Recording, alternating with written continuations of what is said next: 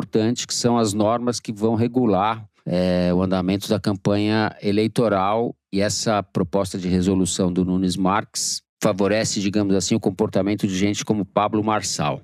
É nesse pé em que estamos, né? Vamos tentar explicar isso um pouquinho e dizer o que está em jogo? É isso, Fernando. O Cássio Nunes Marques vai presidir o TSE durante a eleição de 2026, a eleição presidencial. Como diria Eduardo Cunha, Deus tenha misericórdia dessa nação. Bom, a gente não sabe o que vem pela frente. Exato. A proposta que ele apresentou para a consulta pública sobre as regras da eleição tem pontos bem preocupantes mesmo. Um dos que mais chamou a atenção foi a possibilidade de ter impulsionamento de posts críticos ao governo, posts pagos, né? Que aí você entra muito no esquema do Pablo Marçal, na última eleição. E você abre toda uma porta para interferência completamente não regulada de poder econômico no processo eleitoral. Financiamento privado, na prática, Financiamento privado, totalmente, exato. Picaretagem completa. Sem que isso seja caracterizado, você abre a porta para... Não vai ser caracterizado, não vai ter limite nenhum, né? Assim, porque uma coisa, se você quisesse, vamos legalizar aqui mais financiamento privado. Você apresenta uma proposta, você discute, vamos dizer como é que vai ser a prestação de contas. Eu sou contra, mas é uma possibilidade legítima. Tem gente razoável que pode ser a favor disso. Tem um ingrediente que vai ser a primeira eleição com inteligência artificial funcionando Exato. A pleno vapor. E pelos memes que circularam aí nos últimos dias, semanas, a respeito do caso Master, vocês devem ter visto filminhos e tal, a gente nem falou disso aqui, mas são muito bem feitos, são horríveis, né? Mas são indistinguíveis praticamente, né? São indistinguíveis de pessoas reais, né? Exato. A gente percebe que é meme pelo ridículo da situação que eles colocam, mas não pela qualidade técnica. Então, enfim, é uma coisa muito preocupante, assim, que na eleição que vai entrar a inteligência artificial, o Cássio esteja querendo afrouxar a regra sobre como é que vão poder funcionar as redes. E aqui, naturalmente, tem um lado que o TSE mal controla, né, que são as regras das redes sociais, né, as regras das empresas Big Techs, que estão completamente alinhadas com o Trump no momento, seja por ideologia, seja por interesse em baixa regulação, seja porque eles têm o interesse num dia qualquer desse de ganhar um bailout, um subsídio qualquer se os investimentos dele em inteligência artificial derem errado. Tem muita gente que acha que isso pode acontecer, eles estão completamente investidos nesse negócio e até agora não tem prova que dá o dinheiro que eles estão dizendo. Então, enfim, essas empresas que organizam as redes sociais, a gente tem que ter a pior expectativa possível sobre o que elas vão fazer, né, durante a eleição.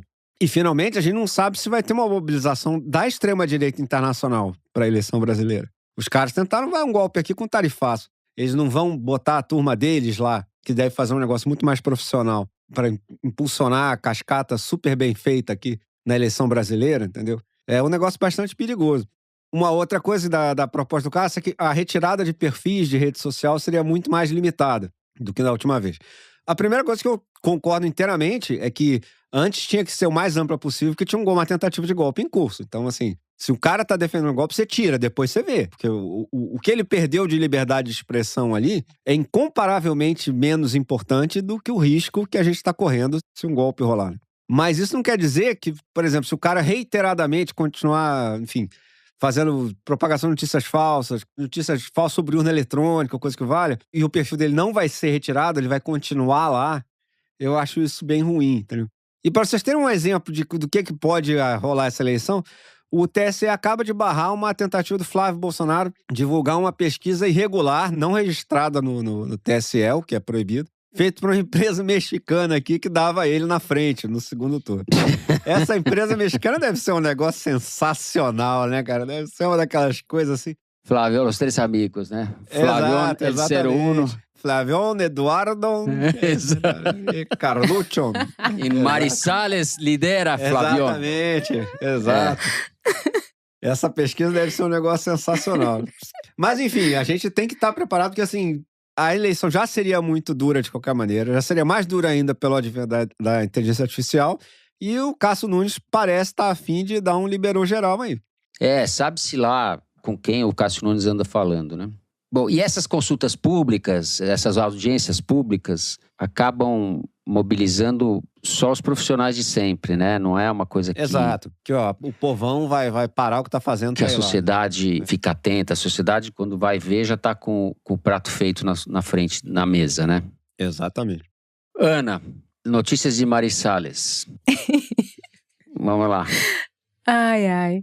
Bom, a comunicação é hoje o centro do governo, né? A gente já falou algumas vezes, né? Assim, a figura do Sidônio, ele cresceu muito em poder, porque ele melhorou muito, de fato profissionalizou a comunicação, que era aquela coisa meio feita no quintal, né? Que Não, a gente isso já é uma falou. coisa que a gente tem que lembrar sempre. Nos 2 primeiros anos do governo Lula, a comunicação era dividida entre o fotógrafo do presidente, a primeira-dama e um deputado do PT.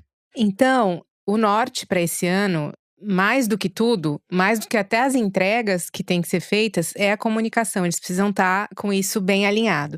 E tem uma intenção muito do governo de pautar, né, a discussão, menos ser levado a reboque e pautar a discussão. E uma das coisas que o governo está querendo pautar justamente é essa discussão sobre essa proposta de resolução do TSE. Tem 2 coisas. Hoje em dia, quem permite o impulsionamento é só a Meta. O Google não permite mais e o TikTok também não. Então, toda essa discussão de impulsionamento tem como premissa Facebook e Instagram. O governo, obviamente, não quer que essa regra específica, que permite o impulsionamento de críticas ao governo e etc., prospere. E, além de tudo, ele também gostaria que o Google voltasse a permitir o impulsionamento para ele ter mais campo de defesa. Porque, embora a comunicação do governo tenha melhorado muito, o governo sabe que a direita tem uma comunicação orgânica muito mais eficiente. Quanto mais amplo for o campo de resposta, eles consideram que isso seria melhor. Então, eles estão numa pressão, de certa forma, junto ao Google e, enfim, junto ao TSE, para que o Google volte a permitir o impulsionamento. Essa questão específica das críticas ao governo, embora tenha sido uma proposta do Cássio, tem ministros dentro do TSE que não são necessariamente ligados ao governo Bolsonaro ou à direita, que acham esse ponto específico válido, que não acham que isso é um problema, porque significa liberdade de expressão ali também para crítica. Tem gente que defende. Só para colocar a gente nesse cenário, entendeu? Não é uma coisa que o Cássio pensou claro. E ele é uma voz Mas mesmo única. Impulsionado? Mesmo impulsionado. Porque, obviamente, não impulsionado, evidentemente que pode. Sim, né? mas mesmo impulsionado. Então, tem gente no TSE que acha que isso não é um problema. É que tem outros pontos dessa proposta que também tratam de temas correlatos. Então, por exemplo, entrega de material de campanha em locais de uso comum. Isso não pode até agora. Se isso for aprovado, vai significar que, vamos supor, uma loja, qualquer estabelecimento, restaurante, shopping center, etc., de um empresário que tem uma atividade política de um lado ou de outro, vai poder usar o seu estabelecimento para fazer campanha e distribuir material de campanha de candidatos. Isso está na proposta. Um outro ponto que está na proposta é você remover apenas perfis comprovadamente falsos e criminosos das redes sociais e que estejam praticando atos ilícitos no aspecto eleitoral nas redes sociais. Isso significa que burocratizaria um pouco mais. Bastante. O cara vai e faz uma barbaridade faltando 2 dias para a eleição. Até esse cara ser condenado. Assim, se a gente for pegar por aí, o Tarcísio fez isso na campanha para a Prefeitura de São Paulo e nada aconteceu com ele, né? No dia da eleição, relacionou a campanha do Boulos ao PCC. Não é isso? Que bonito. Foi isso. E a Justiça Eleitoral absolveu ele. Ele, depois de votar, ainda no horário em que as urnas estavam abertas, deu uma declaração para a imprensa, uma coletiva, fazendo insinuações sobre o envolvimento da campanha do Boulos ou do Boulos. Insinuação não, ele disse que o PCC era a favor do Boulos. Exato. E nada aconteceu com ele. Então, assim, essa questão da conduta criminosa, ela depende do autor hoje em dia, né? Mas o fato é que, diante dessa proposta do Cássio, isso burocratiza um pouco mais você tirar do ar perfis que estejam cometendo atos ilícitos. Agora, uma coisa que a gente tem que ficar de olho é o seguinte: o PL, eu não sei se vocês acompanham as redes sociais do PL, né? Mas as redes sociais do PL… Não faço outra coisa. Eu sou jornalista, tá? Eu preciso estar… Tá certo. A primeira coisa que eu faço ao acordar é ver a rede social do PL. As redes deles são basicamente sobre o Lula, né? Todas as postagens não têm a ver com os seus deputados, com os seus parlamentares, com os feitos dos seus parlamentares. Tem a ver com o governo Lula, a imagem do Lula. E aí você fica imaginando, né? O PL, que é o partido que tem a maior porcentagem do fundo eleitoral, o maior fundo partidário, por ser o maior partido, vai ter a maior grana para impulsionar, né? Então, assim, embora quem defenda a liberdade de expressão nesse caso, também precisa levar em conta que não existe uma força similar ao PL que faça o movimento contrário, por exemplo. O PL, ele vai ter que dividir, obviamente, os recursos dele entre impulsionar o Flávio e criticar o governo, mas é uma força poderosa e única, porque ele não tem concorrência, né? Você tem o PT que tem menos dinheiro e, enfim, eu acho que é uma coisa que eles vão ter que discutir. Um outro ponto que o governo está preocupado também nessa questão da proposta do Cássio é para o Senado. Porque como existe toda essa estratégia de impedir que a direita domine o Senado como o PL quer, então eles acham que essa resolução pode prejudicar os planos do governo da esquerda, de certa forma, em relação ao Senado, porque, novamente, o Senado tem mais candidatos à direita, a direita se movimenta melhor nas redes organicamente, então a chance de ter disputas ali desleais é muito grande, então essa é uma preocupação grande.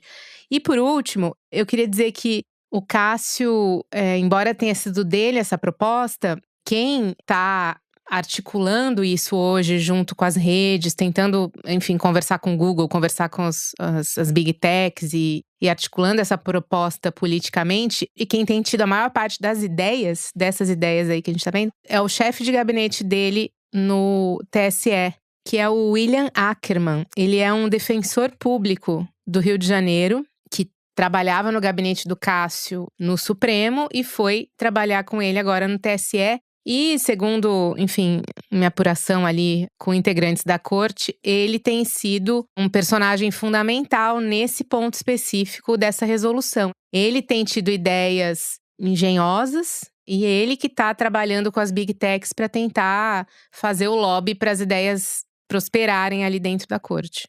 É muito importante a gente jogar luz sobre tudo isso. É o Cássio que está fazendo isso porque ele atualmente é o vice-presidente do TSE. Ele vai virar presidente em agosto e é uma prerrogativa do vice-presidente fazer essa resolução em ano eleitoral nesse período. Por isso que é ele que está fazendo, ele Cássio, e agora sabemos que Cássio, instrumentalizado ou amparado pelo seu fiel escudeiro ali, o Ackerman.